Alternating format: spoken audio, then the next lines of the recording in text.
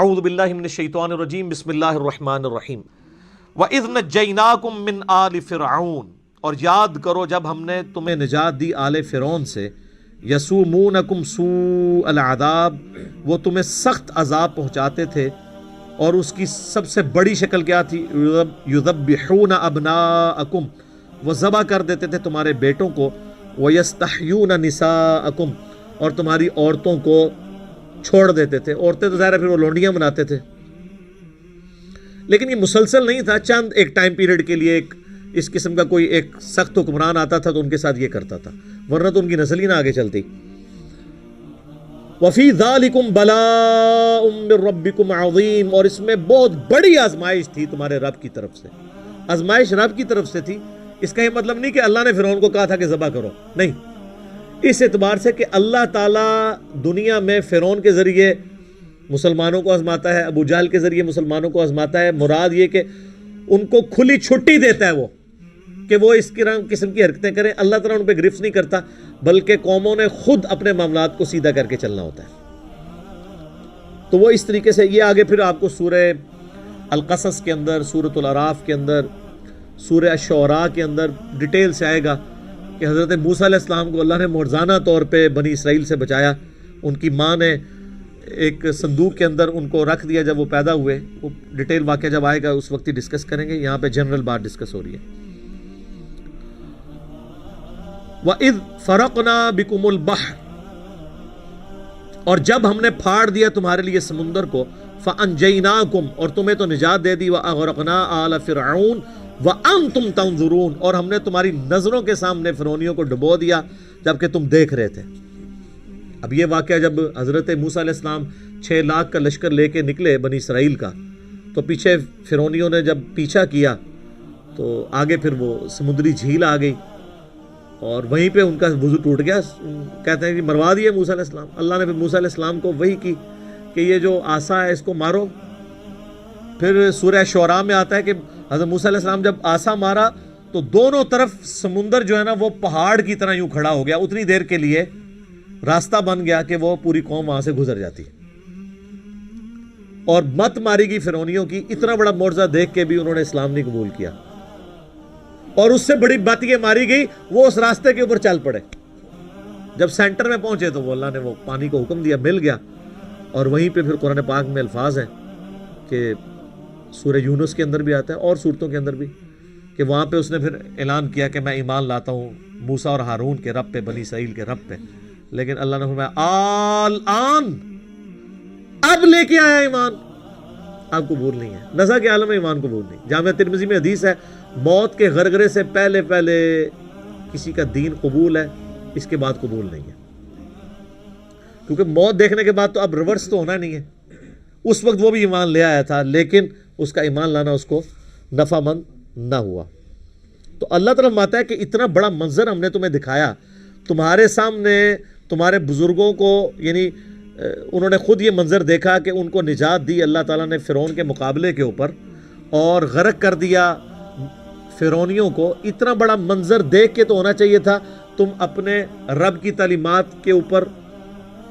استقامت کے ساتھ چلتے، پیغمبر کی پیروی صحیح طریقے سے کرتے، لیکن تم نے کوئی پرواہ نہیں کی۔ اس کے بعد پھر تم نے وہی حرکتیں شروع کر دی۔ وَإِذْ وَاعَدْنَا مُوسَىٰ 40 لَيْلَةً، اور یاد کرو وہ وقت جب ہم نے موسیٰ علیہ السلام سے 40 راتوں کا وعدہ کیا تھا کوہ طور پہ، یعنی انہیں بلایا اپنے پاس کیونکہ تورات دینی تھی۔ ثُمَّ اتَّخَذْتُمُ الْعِجْلَ مِن بَعْدِهِ وَأَنْتُمْ ظَالِمُونَ، اور ان کے جانے کے بعد تم نے بچھڑے کی پوجا شروع کر دی۔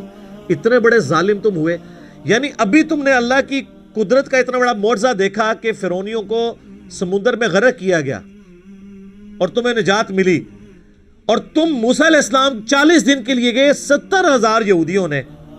بچڑے کو رب مان لیا، شرک شروع کر دیا۔ یعنی ایسی عجیب و غریب قوم۔ اچھا، یہ سمندر کے بارے میں بھی بعض لوگ کہتے ہیں یہ یعنی دریائے نیل عبور کیا۔ دریائے نیل تو مصر کے اندر سے گزرتا ہے،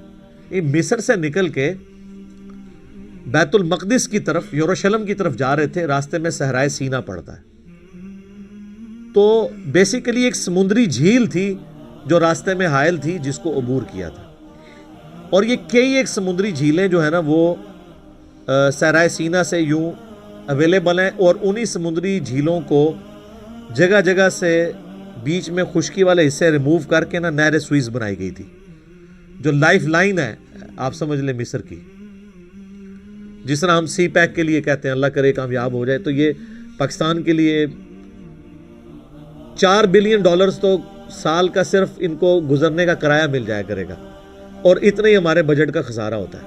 اور اس کے علاوہ جو کمائی ہے وہ الگ سے۔ تو مصر کی پوری اکانومی نہر سوئز کے اوپر ڈیپینڈنٹ ہے، اسی لیے پتہ ہے اسرائیل کے ساتھ جنگ بھی ان کی ہوئی تھی، اور وہ نہر سوئز پہ قبضہ کرنے کی کوشش کی تھی اسرائیل نے، اس وقت انہوں نے جان داڑ کی بازی لگا کے اپنی شہرک بچا لی، لیکن پاکستان اپنی شہرک نہیں بچا سکا، یعنی کشمیر۔ مصر والوں نے اپنی شہرک بچائی ہوئی ہے، اسرائیل جبکہ اتنا بڑا بدماش تھا 67 میں پوری عرب دنیا کو اس نے شکست دے دی، لیکن مصر نے نہر سوئز ان سے واپس لے لی تھی، پوری اکانومی اسی کو ڈیپینڈنٹ ہے ساری۔ آپ پتہ ہے یہ نہر سوئز نہ ہو تو یہ تجارت کا زمان جو ہے یہ 30-40 گنا بڑھ جائے، کیونکہ پورے کا پورا افریقہ کراس کر کے آپ کو یہاں پہ آنا پڑے، یہ بیچ میں سے شارٹ کٹ ہے، ہزاروں کلومیٹر کا شارٹ کٹ ہے جو چند کلومیٹرز کے اوپر ہے۔ تو بیسیکلی پرانے زمانے میں لوگ کس طرح ان کو یہ ٹریک پتا تھا، لیکن وہ مشکل تھا کیونکہ بیچ میں سمندری جھیلیں آتی تھی، پھر خشکی پہ پھر جھیل۔ تو یہ پھر گوروں نے، جب برٹش کی حکومت آئی، انہوں نے پھر اس کو ان ساری سمندری جھیلیں جو تھی نا بیچ میں جو خشکی کے پیچ تھے ان کو توڑ توڑ کے اس طریقے سے پوری ایک نہر سوئز بنا دی۔ اس کے اوپر میرا یوٹیوب پہ ایک کلپ بھی ہے، یہودیوں پر عذاب کیوں آیا، اور وہی انہی میں سے ہی ایک جھیل تھی جس کے اوپر وہ جو ہے وہ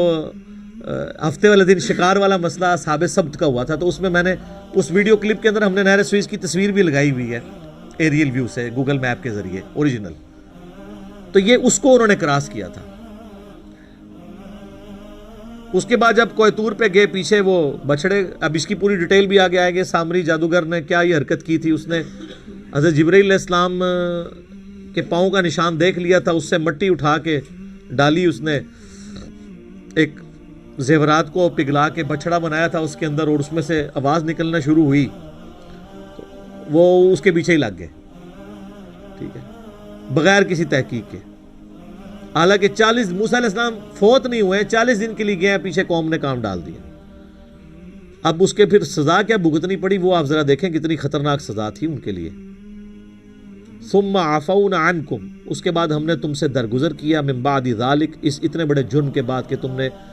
بچڑے کو خدا بنا لیا تھا، لعلکم تشکرون، تاکہ تم اب شکر گزار بندے بن جاؤ۔ وَإِذْ آتَيْنَا مُوسَى الْكِتَابَ وَالْفُرْقَانَ، اور جب ہم نے عطا کی موسیٰ علیہ السلام کو کتاب اور حق اور باطل میں تمیز کرنے والی یعنی تورات، لعلکم تہتدون، تاکہ تم سیدھی راستے پہ چلو۔ تو یعنی وہ اسی دوران حضرت موسیٰ علیہ السلام کو تورات لے کے وہ واپس آئے۔ اب جب واپس آئے تو ظاہر ہے کہ پھر جب قوم نے اتنا بڑا کام ڈالا ہوا تھا، اللہ نے وہیں پہ بتا دیا موسیٰ علیہ السلام کو کہ تیری قوم کو ہم نے پیچھے آزما لیا ہے، 70,000 لوگ مرتد ہو چکے ہیں۔